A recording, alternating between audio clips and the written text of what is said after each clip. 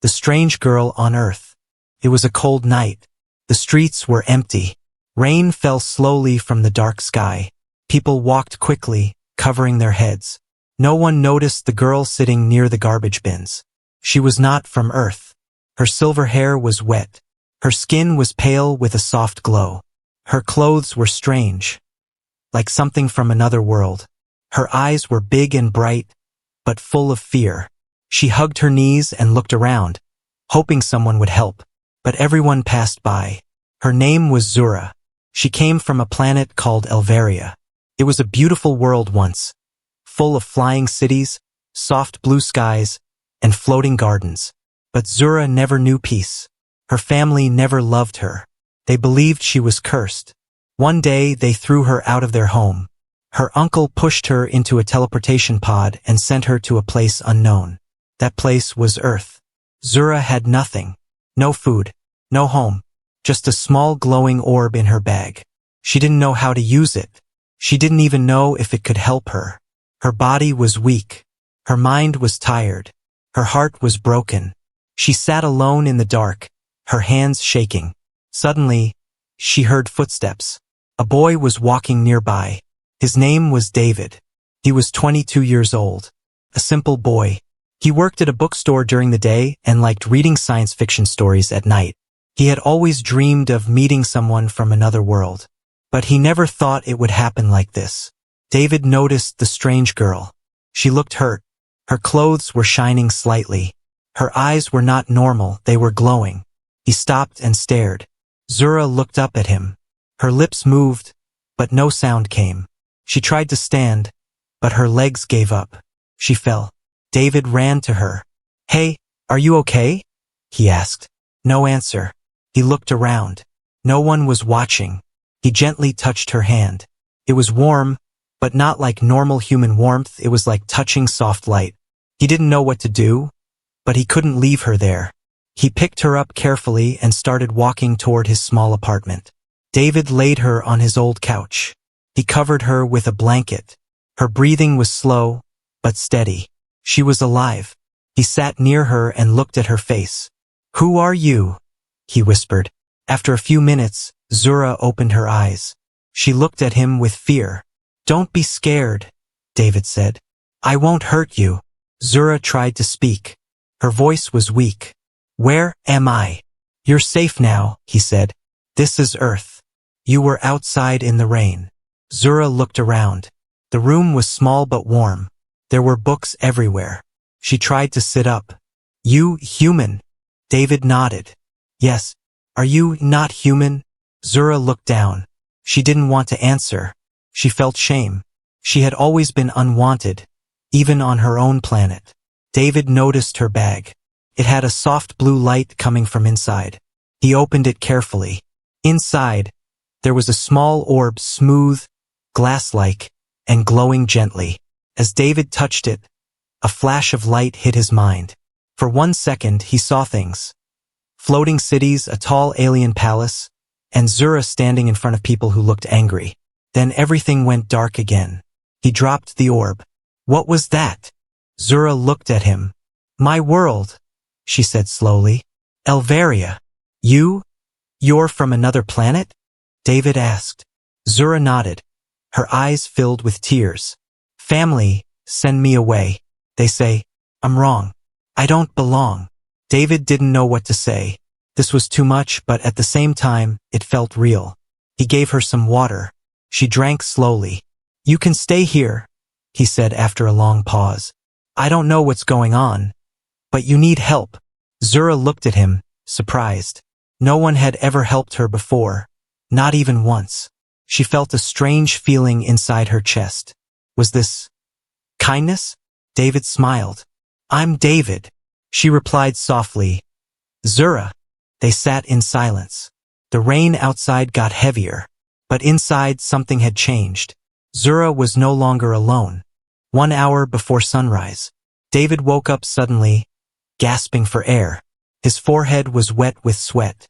His heart was beating fast. He had seen something. Not a dream. Not imagination. A city floating in the sky. A tall tower made of glass. A girl, Zura.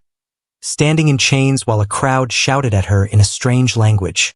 David sat up in bed. His eyes turned to the couch. Zura was still asleep, wrapped in the blanket. She looked peaceful now, but something about her felt dangerous. He quietly walked to the table. The orb from her bag was still there, glowing soft blue, pulsing like a heartbeat. What is this thing? He thought. He reached out and touched it again. This time, the vision came faster and clearer.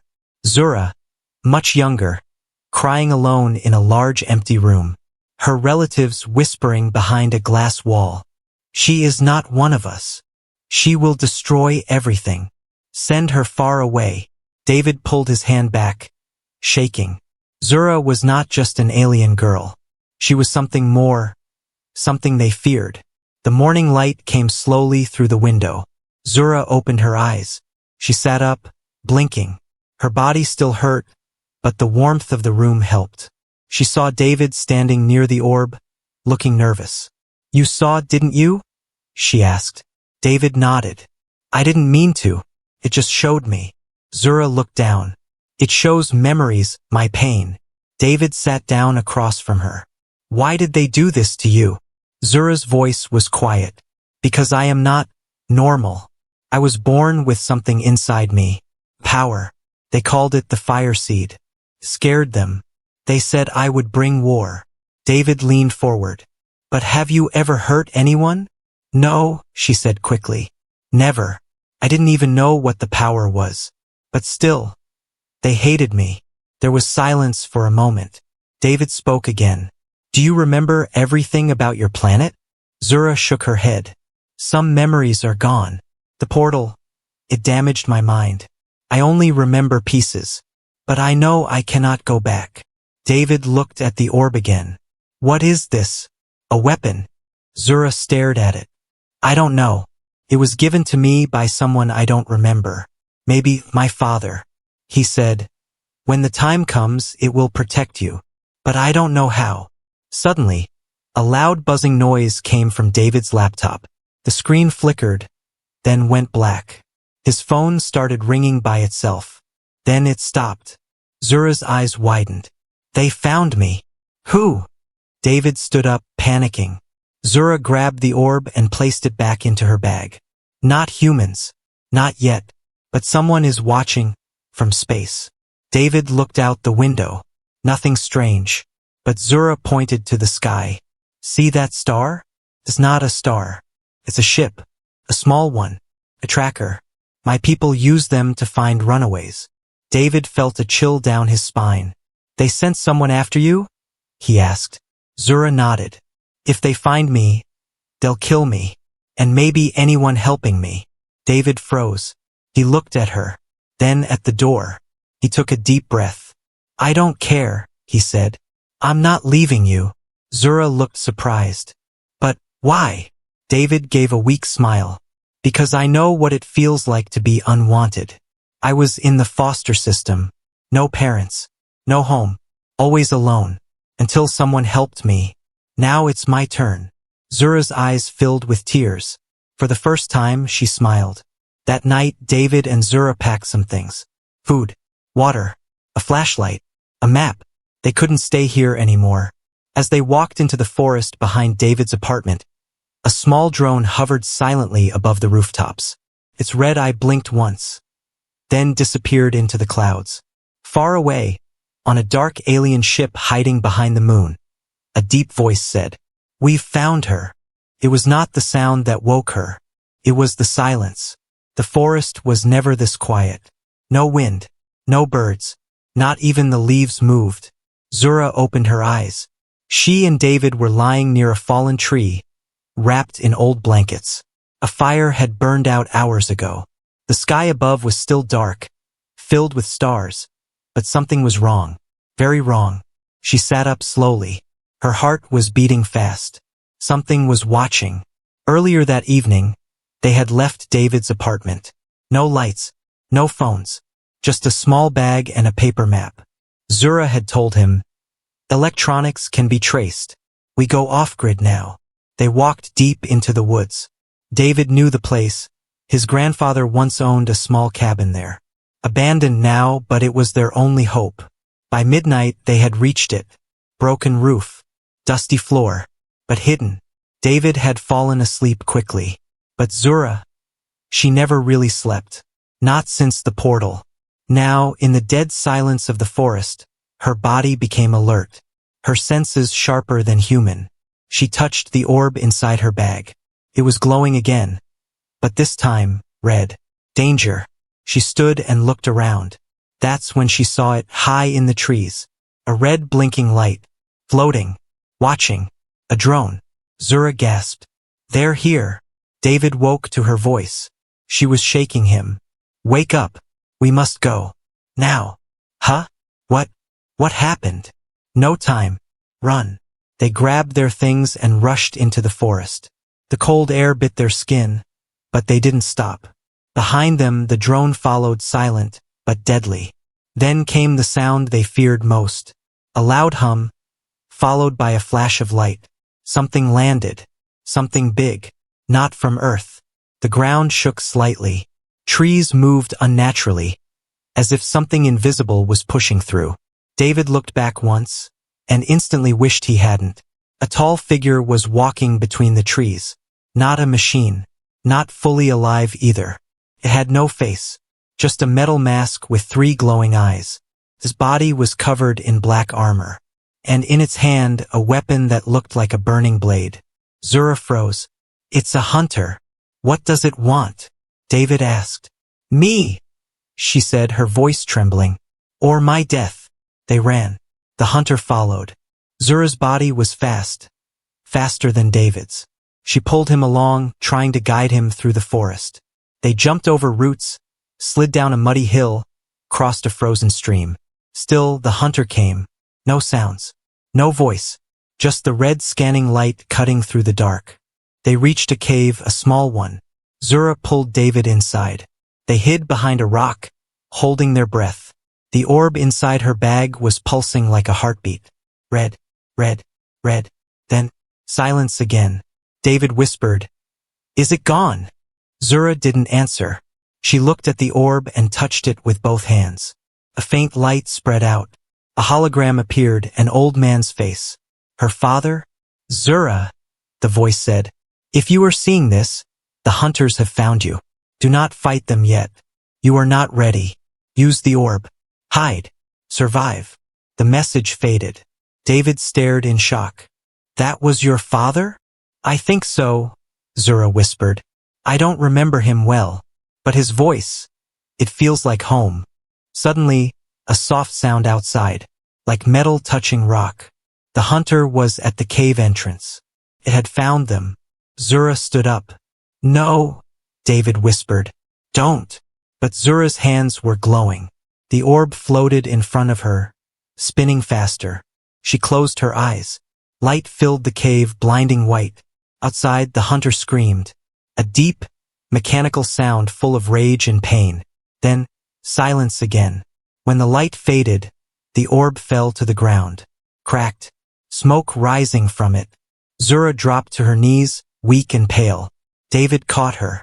You saved us. No, she whispered. I just showed them where we are. More will come. David looked at her, afraid. But not of her. Afraid of what was coming next. He knew now. This was not just a rescue. This was a war. It began with fire. Not real fire, but fire inside her chest. Hot, bright, alive. Zura opened her eyes. She was lying on the cave floor, her body cold, but her veins felt like lava. Her fingers glowed softly in the dark. David was sleeping next to her, holding her hand. His face looked calm but tired. She turned her head and saw the orb, broken, blackened, and silent. But the power inside her, it had awakened. Hours earlier, after escaping the hunter, they had hidden deeper in the cave. David had found dry leaves and made a small fire.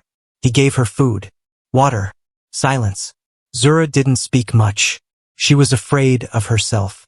She remembered the white light, the way it had pushed the hunter back, the way the cave walls shook. That was not the orb, she thought. That was me. Now, in the early morning darkness, Zura stood up quietly. Her feet touched the cold stone. The fire had died out, but the light in her hands did not. She walked to the edge of the cave. Outside, the forest was waking up. Birds were singing again. The sky had turned purple. She reached out her hand. A small glowing thread of energy appeared from her fingers. It danced in the air like a ribbon. Soft, gentle. But when she closed her fist, it vanished with a crack, leaving a burn mark on the rock. Zura stared at her hand. What am I? Behind her, David spoke. You're not a monster. I know that. She turned, surprised. He had woken up and was watching her. I saw what you did, he said, walking slowly toward her. You didn't just scare the hunter. You almost killed it, without touching it. I didn't mean to, she said. It just happened. I was scared. That wasn't fear, David said softly. That was power. Zura looked down.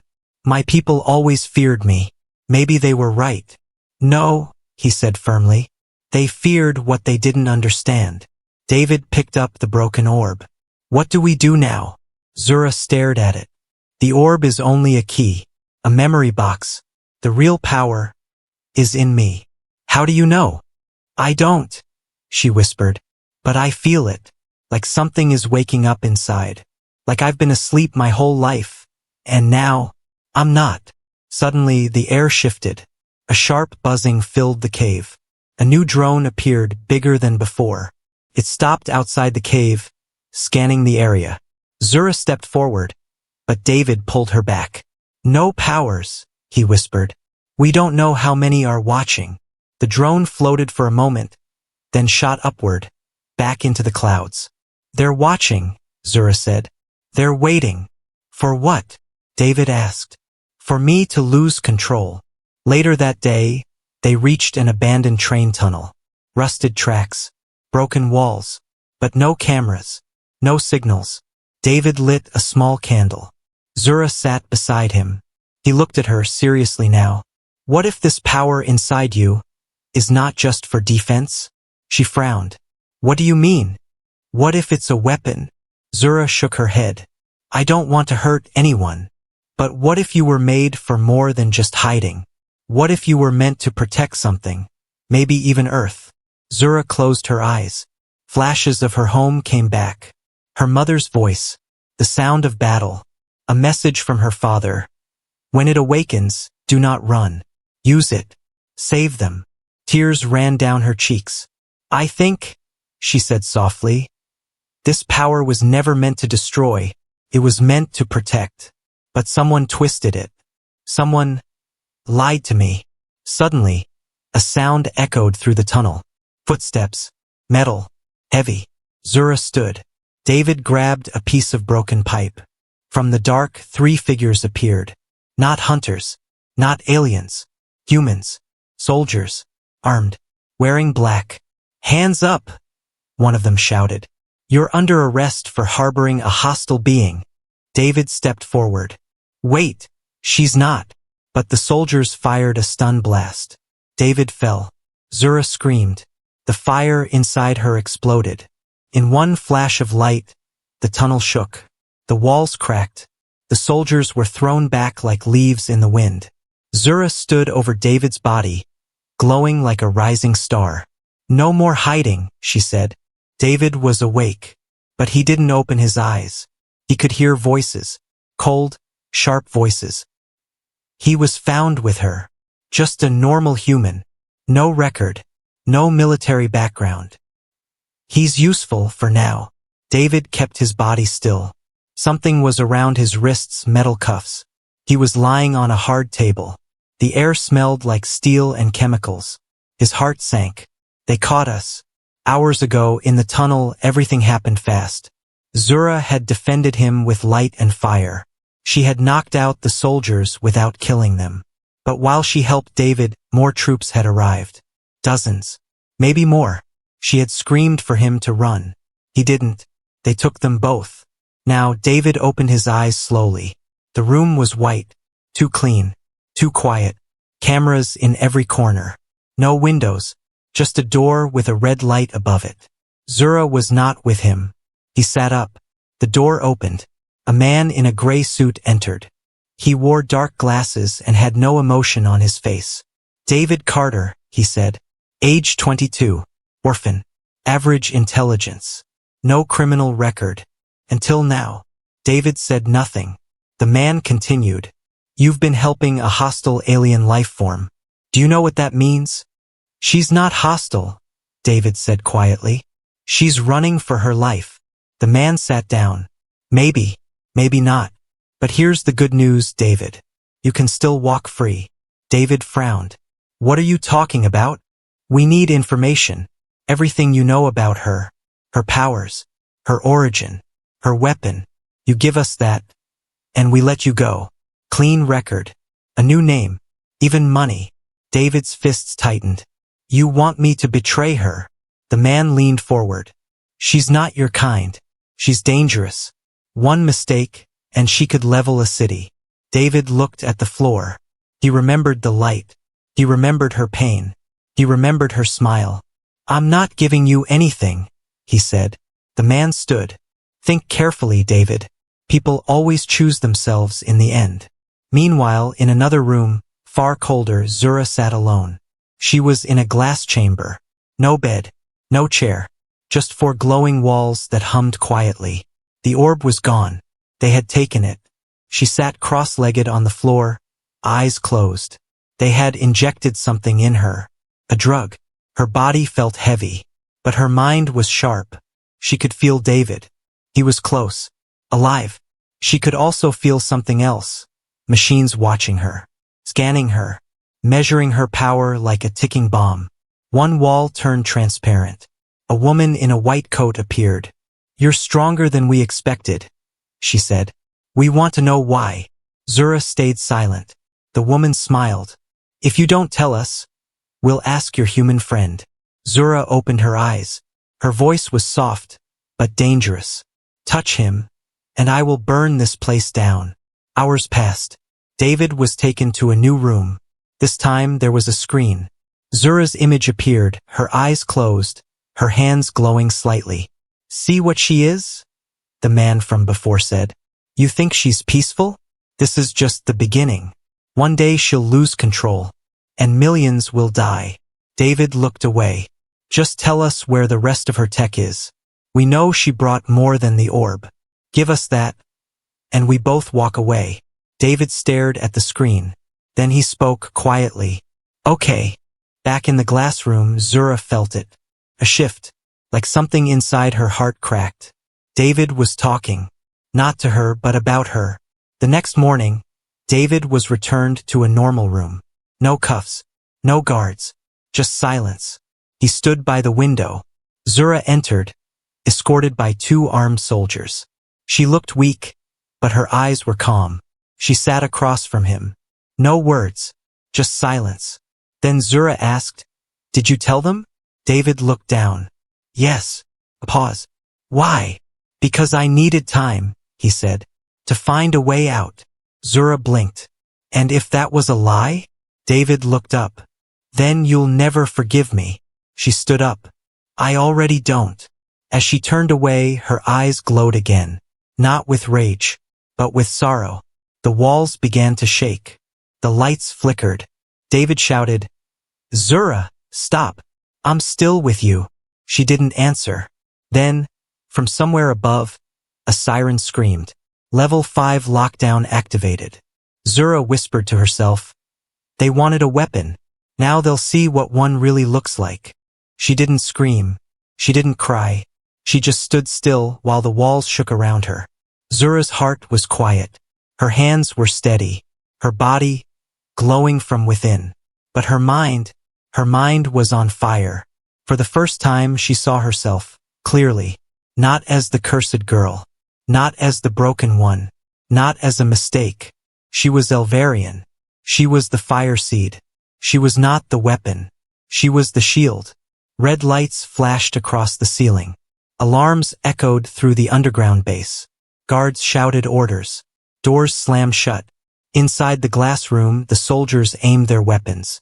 Stand down, one yelled. Do not move. Zura did not flinch. David, locked behind a gate, pounded the bars. "Don't hurt her, please." But no one listened. One of the soldiers fired. The energy blast hit Zura's chest and vanished, like smoke touching the sun. Her body absorbed it. The next moment, everything went silent. Zura raised one hand. A wave of light exploded outward. Walls cracked. Glass shattered. Alarms died. The guards were thrown off their feet like feathers in a storm. When the dust settled, only Zura was standing. Her eyes glowing white, her body surrounded by fire-like energy. David stared through the broken gate, stunned. "Zura?" he whispered. She turned to him, calm, clear, powerful. "I'm done running," she said. As she walked through the ruined halls, soldiers fled. Doors locked automatically, but Zura simply placed her hand on each one, and it melted away. She wasn't angry. She was focused. She could feel the memories returning. Her father's voice, her real name, Zuravian of Elveria, her true purpose. She remembered now. She was created to hold the heart fire, a living energy born once every 1,000 years. Not a weapon, a protector, a guardian of worlds. But her people feared what they could not control. They tried to erase her. Now they would see. David finally broke free. He ran after her through the wreckage of the lab. He found her in the control room, standing before a massive screen.